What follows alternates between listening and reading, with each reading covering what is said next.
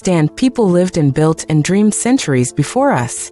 This is the kind of realization that Carl Jung invites us to explore in his work, where he delves into the profound connections between myth and mental illness, and how these ancient stories continue to shape our modern psyche.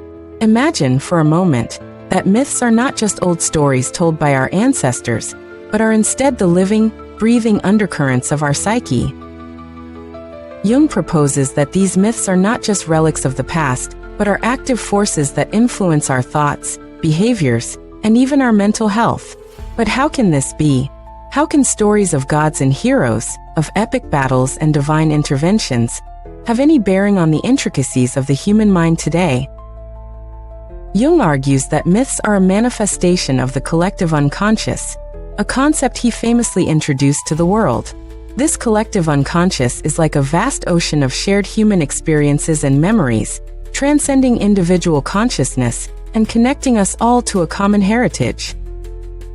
It's as if each of us carries within us a library of ancient wisdom, waiting to be discovered and understood. But what happens when we lose touch with these myths?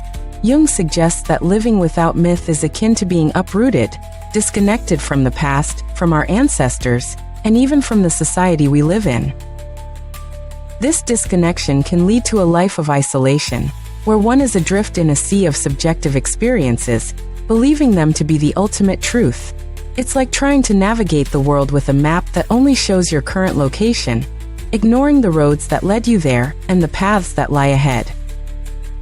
This is where mental illness comes into play.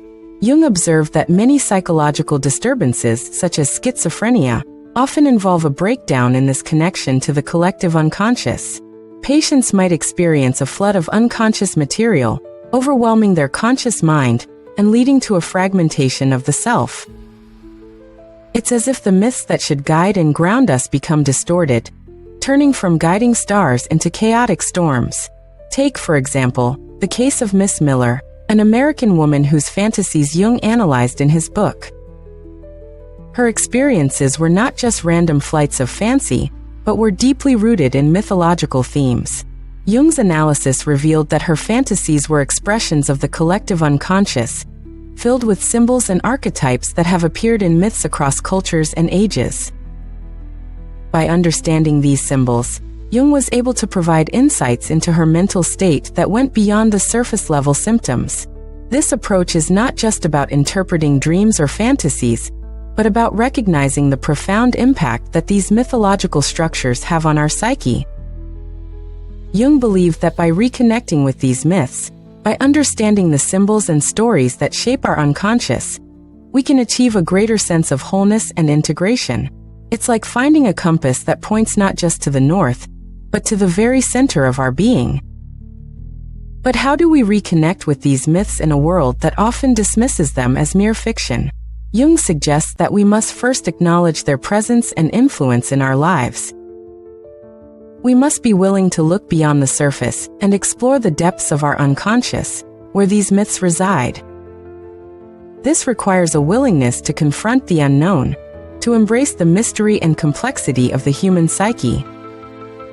Jung's work challenges us to rethink our understanding of mental illness, to see it not just as a disorder to be treated, but as a potential pathway to deeper self-awareness and transformation. By exploring the myths that shape our unconscious, we can begin to heal the rifts within ourselves and find a sense of meaning and purpose in our lives. In a world that often values rationality and logic above all else, Jung's insights remind us of the importance of the irrational, the symbolic, and the mythical. They invite us to embrace the richness of our inner world, and to see our mental struggles not as weaknesses, but as opportunities for growth and understanding. So what is the myth you are living? This question, posed by Jung, is not just a philosophical musing but a call to action.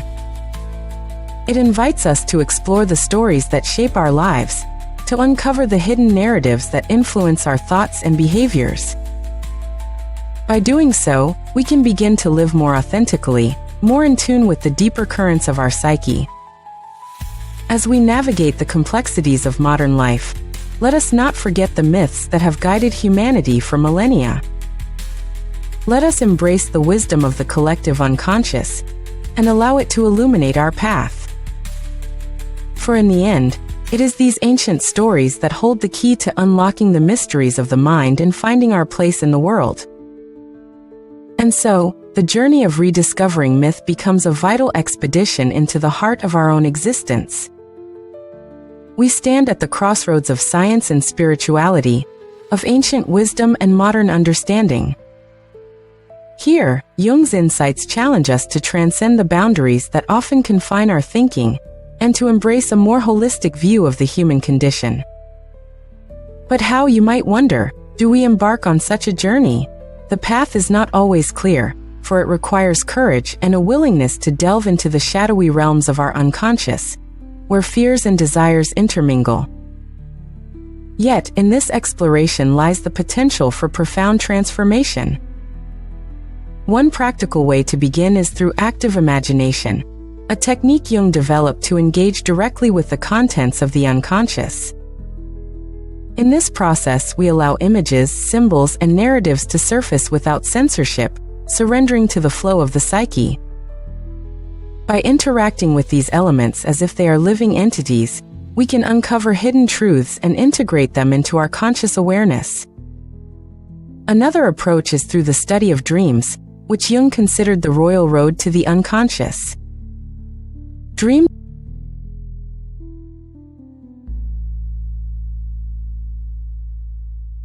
By keeping a dream journal and reflecting on these nightly narratives, we can gain insights into the archetypal forces at play in our lives and how they influence our waking reality. Moreover, the practice of engaging with mythological stories, whether through reading, storytelling, or creative expression, can serve as a bridge to the collective unconscious. These stories, with their timeless motifs and characters, resonate with the deepest parts of ourselves, offering guidance and wisdom. They remind us that we are not alone in our struggles, that others have walked similar paths before us, and that the myths we carry within are part of a larger, shared human experience. In the therapeutic setting, Jungian analysts work with patients to uncover the myths that inform their lives. By identifying the dominant archetypes and narratives, individuals can begin to rewrite their personal stories, transforming patterns of suffering into paths of healing and growth. It's a process that requires patience and introspection, but ultimately leads to a more integrated and harmonious self. As we delve deeper into Jung's world, we begin to see how the interplay of myth and psyche is not just a theoretical construct, but a lived reality. Our lives, like the ancient epics, are filled with trials and tribulations, heroes and villains, quests for meaning and moments of revelation.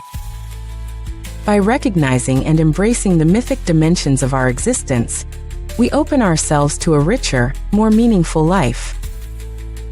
In this way, the myths we live become the myths we create.